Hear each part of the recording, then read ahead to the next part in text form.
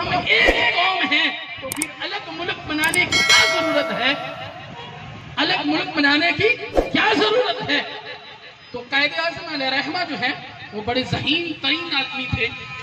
آپ بیان کر رہے تھے, بیان کرتے کرتے آپ نے جو ہے پانی منگوایا اور پانی منگوا کر پیا, اور پینے کے بعد تھوڑا سا جو بچ گیا اسے صحافی سے کہا کہ یہ لو تم پی لو. اس نے کہا میں مسلمان کا جھوٹا کیسے پی سکتا ہوں, میں مسلمان کا جھوٹا جو ہے وہ کیسے پی سکتا ہوں؟ تو قائد اعظم علیہ رحمہ کہنے لگے اچھا ٹھیک ہے. وہاں ایک ترکی شخص موجود تھا, آپ نے اسے بلایا اور اسے کہا کہ یہ لو بھئی تم یہ پانی پی لو. اس نے فوراً جو ہے بسم اللہ پڑھا اور پانی کو پی لیا. تو قائد اعظم علیہ رحمہ کہنے لگے دیکھ تو یہاں کا رہنے والا ہے اور میں بھی یہاں کا رہنے والا ہوں, اور تیری میرے ساتھ نفرت کا یہ عالم ہے کہ میرا جھوٹا تو نے پانی نہیں پیا.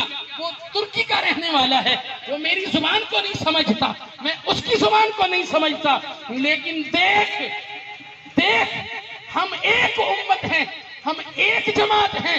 میرا پانی اس نے فوراً پکڑ کر پی لیا اور تو نے میرا پانی جھوٹا نہیں پیا. تو اس لیے فرمانے لگے یہ ملک پاکستان اس لیے ہم نے حاصل کرنا ہے کہ مسلمانوں کی ایک الگ ریاست جو ہے وہ بن جائے, اور پوری امت محمدیہ جو ہے, حضور علیہ السلام کی حدیث ہے, علیہ السلام نے ارشاد فرمایا جو مسلمان ہیں وہ ایک جسم کی مانند ہیں. فرمایا جسم کے کسی حصے میں درد ہوتا ہے تو پورے جسم میں جو ہے وہ درد محسوس کیا جاتا ہے. سامعین محترم, اگر کسی کے پاؤں میں کانٹا چبھتا ہے تو پورے جسم میں اس کا درد محسوس کیا جاتا ہے. کسی کے کان میں درد ہو تو پورا جسم جو ہے اس کو محسوس کرتا ہے. کسی کی داڑھ میں درد ہو پورا جسم اس کو محسوس کرتا ہے.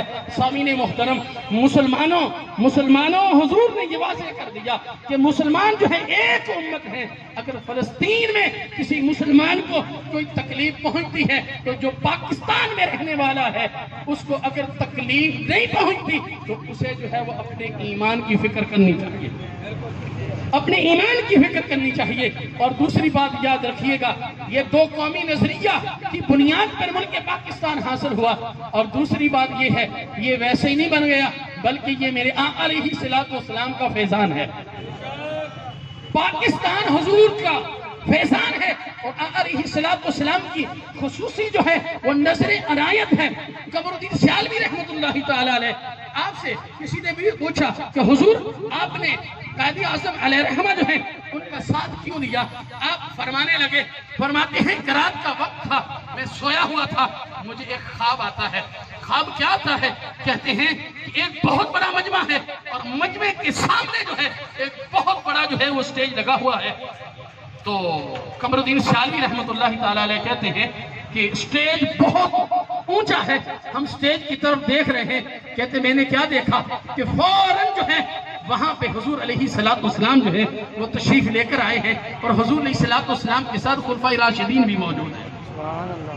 قمر الدین سیالوی رحمت اللہ تعالیٰ علیہ کہتے ہیں کہ حضرت علی المرتضیٰ رضی اللہ عنہ کے ہاتھ میں ایک جھنڈا تھا. وہ اپنا خواب بیان کرتے ہیں, کہتے ہیں جھنڈا تھا, وہ جھنڈا جو ہے علیہ السلام نے ارشاد فرمایا محمد علی کدھر ہے؟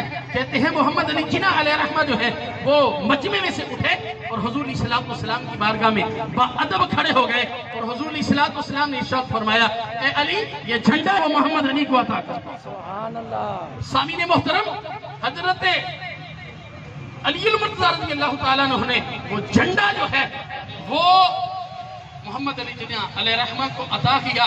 سامعین محترم, پھر آپ نے دیکھا کہ پیر جماعت علی شاہ صاحب رحمت اللہ تعالیٰ علیہ جیسے بزرگوں نے یہ کہہ دیا کہ جون سا شخص جو ہے وہ قائد اعظم کا ساتھ نہیں دے گا وہ میرا مرید ہی نہیں ہے, وہ میرا مرید ہی نہیں ہے. یہ حضور کا بھی فیضان ہے اور اولیاء کرام کا بھی فیضان ہے.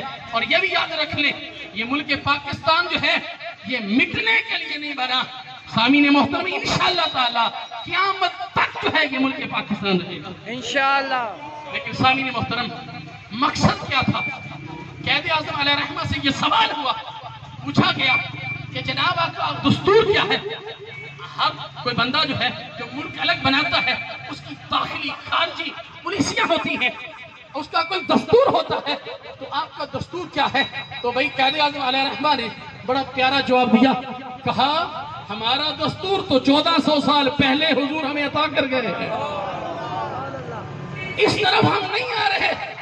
کہا ہمارا دستور کوئی نیا دستور نہیں ہے، بلکہ یہ میرے آقا نے 1400 سال پہلے جو ہے ہمیں دستور جو ہے وہ عطا فرما دیا ہے۔ سامعین محترم، وہی دستور ہے جس کو نظام مصطفیٰ کہا جاتا ہے، وہی دستور ہے جس کو نظام مصطفیٰ کہا جاتا ہے۔ تو سامعین محترم، وہ نظام مصطفیٰ، وہ بزرگ فوت ہو گئے، ان کی زندگیوں نے وفا نہیں کی، لیکن سامعین محترم اس نظام کی ضرورت ہے۔ 75 سال ہو گئے ہیں ہمیں خار ہوتے ہوئے، کبھی کوئی ڈاکو آتا ہے ہمیں لوٹ کے چلا جاتا ہے، کبھی کوئی ڈاکو آتا ہے ہمیں لوٹ کر چلا جاتا ہے۔ لیکن سامعین محترم، اگر تم کامیابی چاہتے ہو اور تم چاہتے ہو کہ ہم کامیاب ہو جائیں اور ملک پاکستان جو ہے وہ ترقی میں گامزن ہو جائے اور ملک پاکستان جو ہے وہ دنیا بھر کے فیصلے کرے، تو سامعین محترم اس کا ایک ہی حل ہے، ملک پاکستان میں نظام مصطفیٰ جو ہے اس کو نافذ کر دیا جائے۔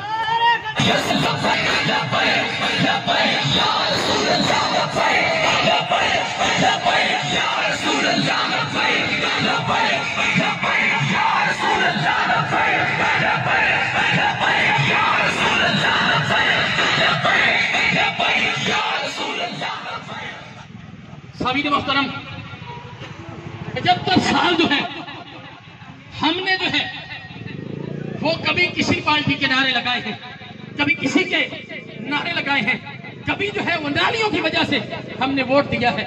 میں کہتا ہوں ایک مرتبہ حضور کے نام پر بھی ووٹ دے کر دیکھ لیں، ایک دفعہ آزما کو تو دیکھیں، انشاءاللہ تعالی جب حضور کے نام پر ووٹ دیں گے تو انشاءاللہ تعالی حضور کا فیض بھی جاری ہو جائے گا انشاءاللہ تعالی۔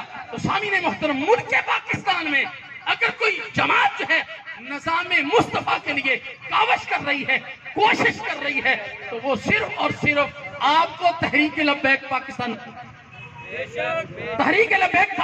جو ہے وہ نظر آئے گی، اور اس کے پرچم کے نیچے آپ جو ہے وہ جمع ہو جائیں، انشاءاللہ تعالی دین جو ہے وہ تکفی آ جائے۔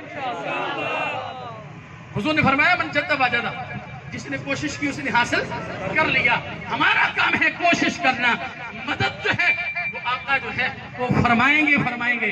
جب دین کے لیے بندہ نکلتا ہے تو اللہ کی غیبی مدد ہوتی ہے۔ یہ نہیں دیکھنا ہم تھوڑے ہیں، جتنے بھی ہیں، لیکن اگر مخلص ہو کے نکلیں گے تو اللہ تبارک و تعالیٰ کی مدد جو ہے شامل حال ہو جائے گی۔ سامعین محترم، آخری بات یاد رکھیں، یہ پاکستان جو ہے یہ اللہ تبارک و تعالیٰ کی بہت بڑی نعمت ہے۔ کیا ہے؟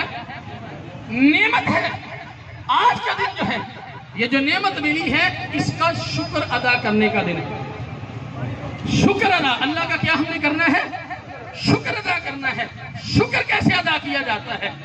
شکر کیسے ادا کیا جاتا ہے؟ شکر اس طرح ہے کہ آپ گھروں میں قرآن مجید فرقان حمید کی تلاوت جو ہے اس کا اہتمام کریں۔ آپ جو ہے جو شہید ہوئے، جنہوں نے ملک پاکستان کے لیے قربانیاں دی ہیں، ان کے لیے ایصال ثواب کیا جائے اور اللہ کی بارگاہ میں سجدے میں گر جائیں، مالک ہم اس قابل نہیں تھے لیکن یہ تیرا کرم ہے کہ تو نے ہمیں آزاد ملک جو ہے وہ عطا فرما دیا۔ سامعین محترم، یہ چھوٹی سی نعمت نہیں ہے۔